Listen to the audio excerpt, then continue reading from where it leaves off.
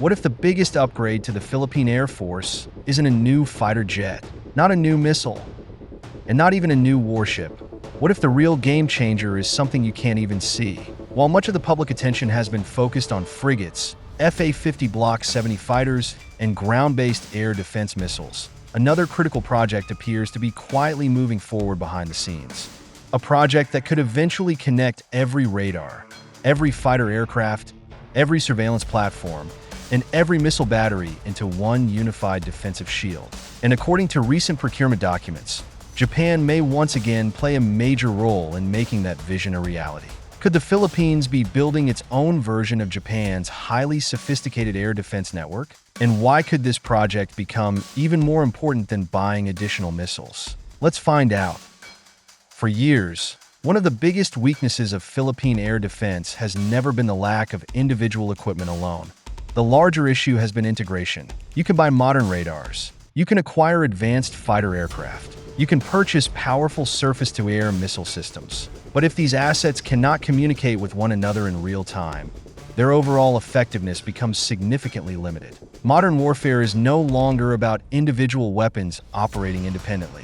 It is about building an interconnected battlefield where information moves instantly between sensors and shooters. That is exactly why the Department of National Defense's latest procurement plans deserve close attention. Under the Rehorizon 3 phase of the revised AFP modernization program, the D&D has indicated plans to procure a new air defense management system from Japan for both the Philippine Air Force and the Armed Forces of the Philippines. Although official specifications have not yet been released, defense observers believe the future Philippine system could be modeled after Japan's Japan Aerospace Defense Ground Environment, more commonly known as JADGE. So what exactly is JADGE? Think of it as the brain of Japan's national air defense network. Instead of operating separate radar stations independently, JADGE combines information from multiple sources into one integrated command and control system.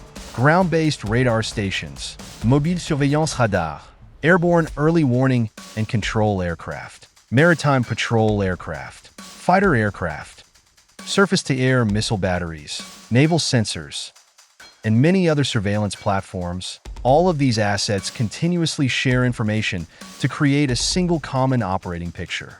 That means military commanders can immediately identify friendly aircraft, civilian traffic, or potential hostile targets while directing the appropriate response within seconds. Rather than every unit working independently, everyone sees the same battlefield. That dramatically improves reaction time, coordination, and decision-making during an air defense operation. Of course, the Philippines does not yet possess the same number of sensors and defense systems that Japan operates today.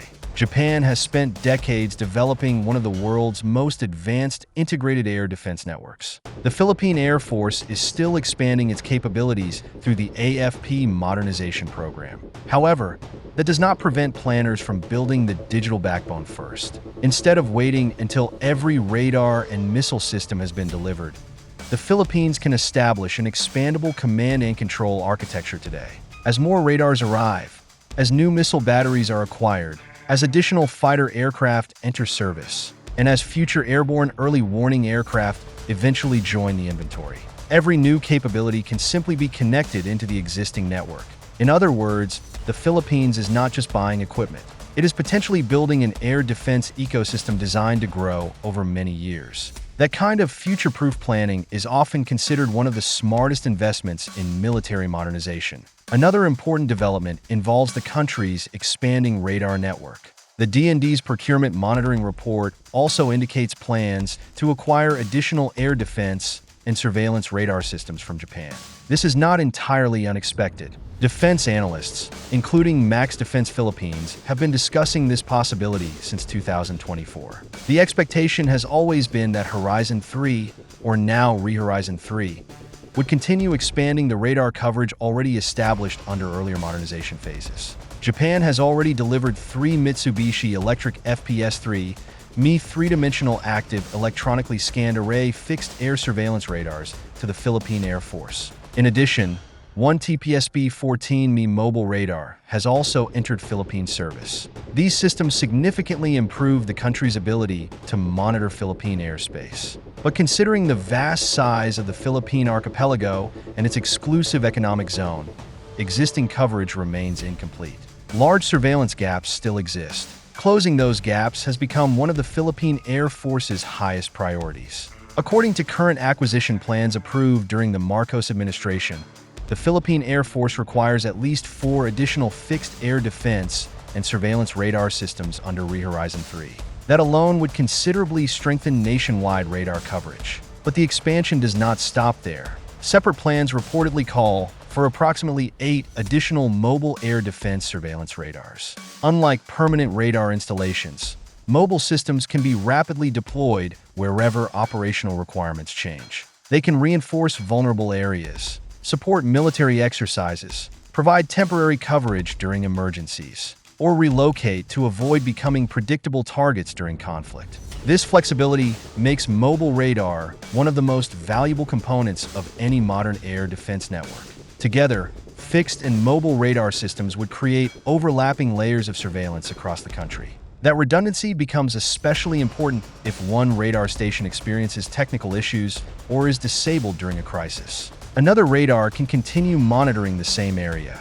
Interestingly, Japan may not be the only supplier involved. Although Mitsubishi Electric remains the leading candidate due to its successful deliveries and existing logistical support, several other countries are also offering advanced radar systems to the Philippines. These reportedly include France, Italy, Sweden, and the United States. Each country offers different technologies, capabilities, and operational advantages. The Philippine government could ultimately choose to diversify suppliers depending on operational needs, available funding, interoperability requirements, and future defense partnerships. That approach may also reduce reliance on a single manufacturer while introducing complementary capabilities from multiple allied nations. When viewed together, these projects reveal something much bigger than individual procurement announcements. The Philippines appears to be gradually assembling the foundation of a genuine layered air defense architecture. The first layer consists of long-range surveillance radars capable of detecting potential threats hundreds of kilometers away.